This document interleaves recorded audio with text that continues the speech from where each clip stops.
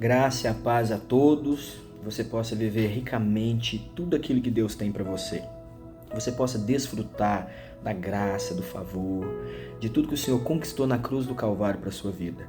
Esse é o desejo do meu coração para você. Amém? Eu queria compartilhar com você um texto que eu acho muito importante, muito relevante, que está em Romanos no capítulo 5, no verso 17. Esse texto eu aplico ele para a minha vida pessoal e também eu prego e uso muito esse texto. É um texto que traz uma clareza para nós e uma promessa maravilhosa da graça e do favor do Senhor. Amém? Ele diz assim, Romanos 5,17: porque se pela ofensa de um só a morte reinou por esse, muito mais os que recebem a abundância da graça e o dom da justiça reinarão em vida por um só, Jesus Cristo. Olha que maravilha. Esse texto está dizendo que você deve reinar em vida. Que reino hoje em vida é para você. Que você tem que reinar sobre a doença, você vai reinar sobre a pobreza, você vai reinar sobre a falta de paz, a falta de alegria, você vai reinar sobre a opressão, a sua vida, sua vida da alma, que você tem que reinar sobre tudo. Esse texto está falando claramente. E eu quero discorrê-lo com você, por quê? Porque eu vejo algumas pessoas com dúvidas em relação a isso. Até porque tem alguns pregadores que ministram diferente. Eu não creio dessa forma diferente. Eu creio como eu te falei. Você foi feito para reinar. Você vai ter governo. Você foi feito para dominar e não ser dominado por nada e nada tirar sua paz. É reino total. E esse texto está dizendo isso. Mas alguns pregadores acham que esse texto está falando de um reino futuro, de algo espiritual apenas. Outros pregadores que até pregam sobre a graça, mas eles dizem que esse texto não está dizendo que você reinará em vida, aqui, sobre a doença, sobre nada disso, porque, segundo eles, o contexto de Romanos 5 é o pecado. Então, logo, reinar aqui significa reinar apenas sobre o pecado, que o pecado agora não tem domínio sobre a sua vida. Mas eu quero discorrer isso com você, porque isso é uma meia-verdade. E quando você não tem a clareza da palavra, você vai tomar posse dela de uma forma diferente. Isso é perigoso e é ruim para a sua vida. A Bíblia diz que o povo de Deus perecia, lá em Oséias capítulo 4, por falta de conhecer a palavra. E o Senhor estava cobrando do sacerdote ele ensinar, ele passar essa palavra. Então eu quero te passar a palavra correta, como a Bíblia responde à Bíblia, como a Bíblia está dizendo, e ela fecha, A Bíblia ela se fecha e ela mostra a real clareza do que ela diz, amém?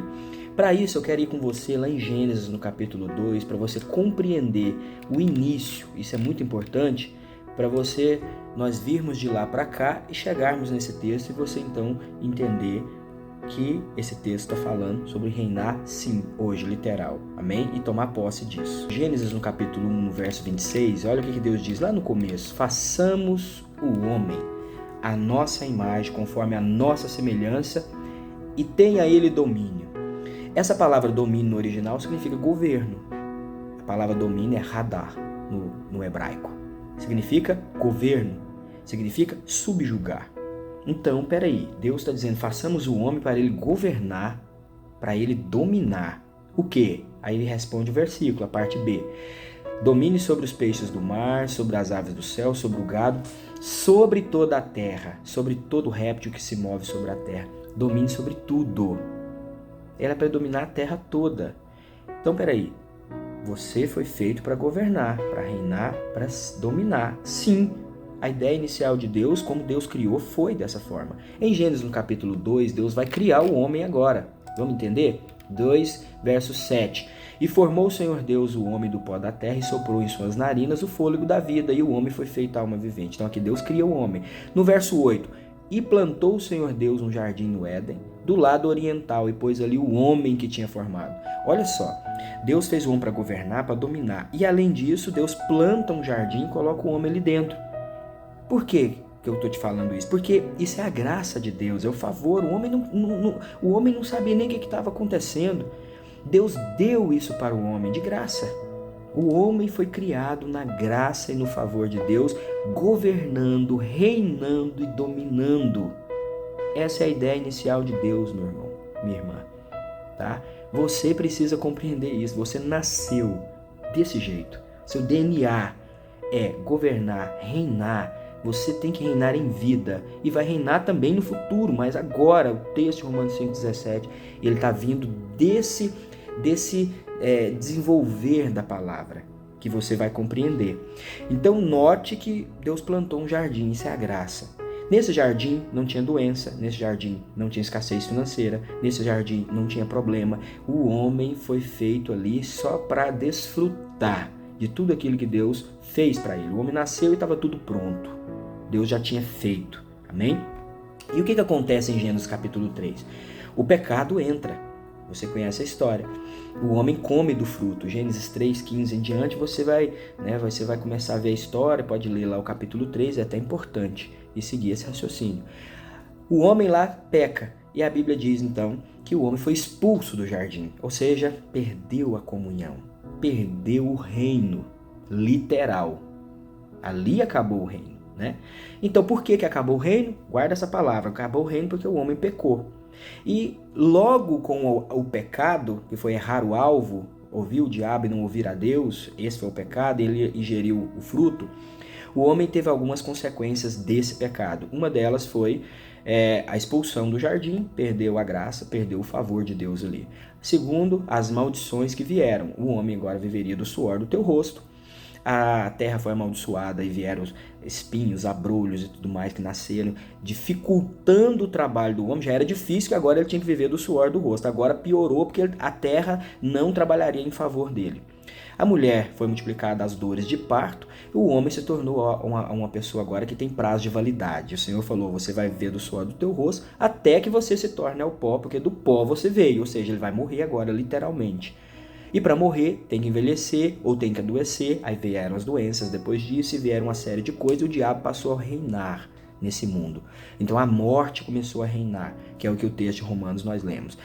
Esse problema todo, ele nasceu por causa do pecado, entendeu? Então o pecado foi o pivô disso tudo.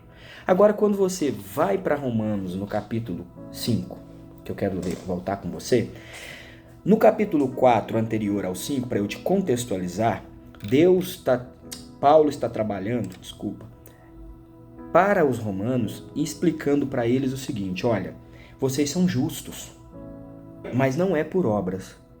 Ou seja, o problema lá de Adão foi resolvido, mas não é por obras, não é porque você é bonzinho, ou porque você faz isso, ou faz aquilo, ou deixou de fazer isso, ou deixou de fazer aquilo, não. Vocês são justos porque creram na obra de Jesus Cristo. Aí ele explica e dá o exemplo de Abraão. Abraão creu e isso foi colocado sobre ele como justiça. Então ele explica que depois disso, isso estendeu-se a nós. Abraão, então, lá no passado, ele creu e Deus falou que ele era justo porque ele creu. E isso, então, se estende a nós hoje. E no verso 24 e 25 são os dois últimos versículos do capítulo 4 para nós entrarmos no 5. Estou te contextualizando. Olha o que diz. Verso 24. Mas também, por nós, a quem será tomado em conta os que cremos naquele que dentre os mortos ressuscitou, a Jesus nosso Senhor. Verso 25. O qual por nossos pecados foi entregue. O qual quem? Jesus foi entregue pelos nossos pecados. Agora olha que interessante. E ressuscitou para a nossa justificação. Aqui você percebe que Paulo está ensinando que dois problemas foram resolvidos. Primeiro, Jesus foi entregue pelos nossos pecados. Então, depois que nós em Adão pecamos, que o pecado passou para toda a humanidade, aquele pecado, aquelas ofensas, aqueles problemas, aquele errar o alvo contra Deus, a Bíblia diz que Jesus foi entregue por aquilo. Ou seja, a condenação que deveria vir para mim e para você, Jesus recebeu nele por causa dos nossos pecados. Mas não foi só isso. Resolveu o problema dos pecados? Sim. Mas e a produção dos pecados, que eu e você internamente continuamos produzindo? Como que a Bíblia diz? Que quando Jesus ressuscitou, ele tornou eu e você justo.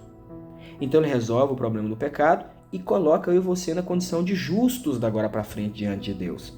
De pessoas que o Deus olha e vê, é justo.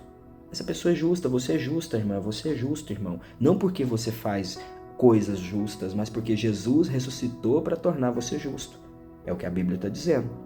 Então, quando entramos no capítulo 5, no verso 1, logo o próximo versículo, está dizendo assim, ó, tendo sido, pois, justificados pela fé, então agora, já que você foi justificado, você é justo porque você creu, temos paz com Deus. Você está em paz com Deus agora para frente. Você não tem que estar em guerra com Deus. Deus não está em guerra com você, Deus não está irado com você, Deus não está chateado com você. Você está em paz com Deus. Mas não é porque você é bom ou porque você é isso ou aquilo outro. É porque Jesus Cristo morreu, foi entregue pelos seus pecados, capítulo 4, versos 24 e 25, e também ressuscitou para te tornar justo. Então, sendo justificado, agora você tem paz com Deus. Logo, quando você lembra de Adão, quando ele saiu do Éden, ele não estava em paz com Deus. Ele estava sobre disciplina, sobre palavras de maldição e foi expulso da presença de Deus, porque ele não estava em paz com Deus. Aqui em Romanos, capítulo 4, 24, 25, capítulo 5, verso 1 que eu estou lendo, Jesus resolveu essa situação. Entendeu agora? Ele resolveu. Você agora está em paz, te tornou justo e perdoou os seus pecados, porque ele foi condenado no seu lugar. Você não tem problema com Deus. Logo, o que sobrou agora? As maldições. Por que as maldições devem continuar? Já que você é justo, já que você resolveu a sua vida em Deus através de Cristo, e por que Deus continuaria com as maldições? Quais são as maldições? Eu te falei no começo. Vida pessoal, trabalho, financeiro, sua saúde, seu corpo, falta de paz, essa coisa toda, essa pressão toda que foi lançada lá no Éden, por que ela continuaria, já que você agora é justo e que você agora foi perdoado e você está em paz com Deus? Não tem sentido elas continuarem. Está entendendo o texto? Agora vamos continuar lá embaixo no verso 16 e 17 que nós lemos. Paulo fala assim, ó. O verso 17. Só o 17, ó. Porque se pela ofensa de um só a morte reinou, por esse, muito mais os que recebem a abundância da graça. O que ele está dizendo? Pela ofensa de Adão, que é um só, reinou a morte. Que morte foi essa? Foi só a morte espiritual? Tudo aquilo que nós vimos lá atrás é morte. Foi a morte espiritual, foi a morte física, foi a morte do relacionamento com Deus, porque agora o homem não tinha paz com Deus lá mais. Foi a morte de tudo. Então a morte reinou de uma forma geral, não apenas a morte espiritual ou a morte física. A morte espiritual, a morte física, a morte do relacionamento com Deus, a morte no cuidado de Deus e no favor dele, que o homem agora é ele que tinha que fazer isso. A morte reinou. O texto está dizendo, porque se pela ofensa de um só, a morte reinou por esse, muito mais os que recebem o quê? O dom da graça. Agora, desculpa, a abundância da graça. O que é a abundância da graça? O perdão dos seus pecados e a vida eterna. Você recebeu de Deus a abundância da graça. E tem mais outra coisa que você recebeu, o texto está dizendo. E dom da justiça. O presente de ser justo. Você recebe a abundância da graça, perdão dos seus pecados, aqui em Romanos, e também o direito de ser justo. Você recebe também o dom, o presente. Você precisa crer nisso. Agora, o que acontece com essas pessoas? Reinarão em vida por um só, Jesus Cristo. Entendeu? Você vai reinar em vida? É claro que o texto está dizendo que você não vai mais ter o pecado na sua vida. Você venceu o pecado em Cristo. Isso o texto está dizendo. Mas não é só isso. O texto também está trazendo consigo toda a consequência que o pecado causou. O pecado causou a sua separação entre você e Deus. A Bíblia diz que você tem paz com Deus agora. Então essa morte você não tem.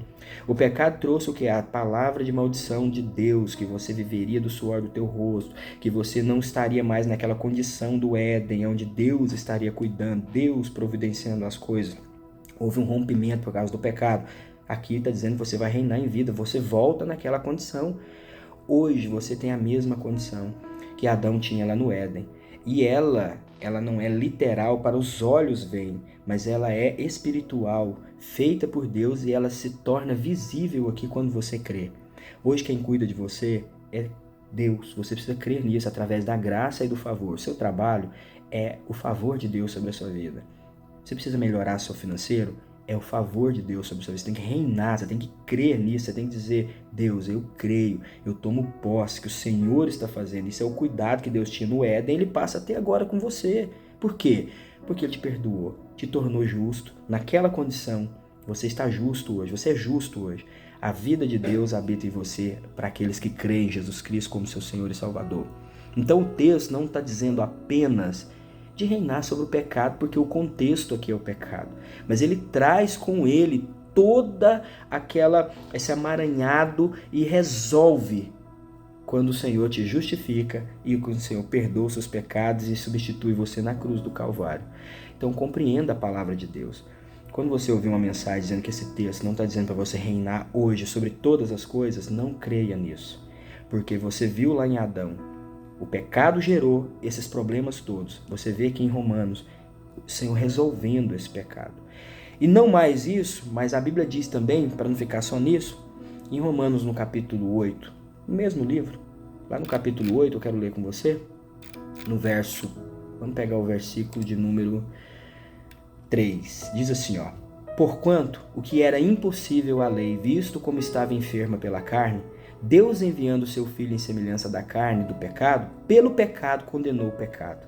Deus destruiu o pecado na carne dele quando ele morreu na cruz, ele condenou o pecado. Essa palavra pecado está no singular, é a sua natureza pecaminosa. Alguns também acham que não, mas eu creio que é. A Bíblia não dá vazão para ser diferente.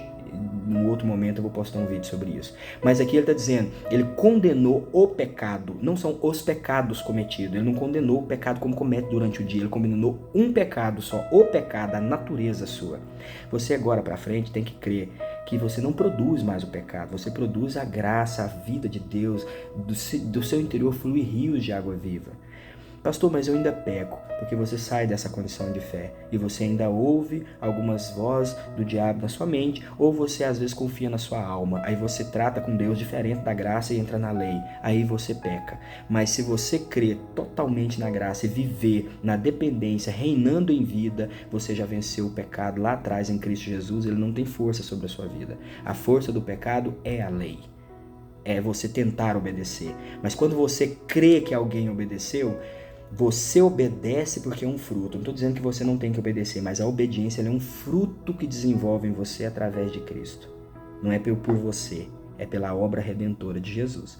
E ele está dizendo que ele condenou o pecado na carne dele. Verso 4, para que a justiça ou a justa exigência da lei se cumprisse em nós, que não andamos segundo a carne, mas segundo o Espírito. A justa exigência da lei, ela cumpriu em você. O que a lei exigia? Obediência. Quem obedeceu? Jesus cumpriu em você. Então a Bíblia diz em Deuteronômio 28, tem uma série de maldições para quem não cumpre a lei, mas tem uma série de bênçãos para quem cumpre a lei. E o texto de Romanos 8, verso 4, está dizendo que a exigência da lei, que era obediência, você cumpriu. Então ficaram só as bênçãos, porque a condenação já foi levada em Cristo Jesus.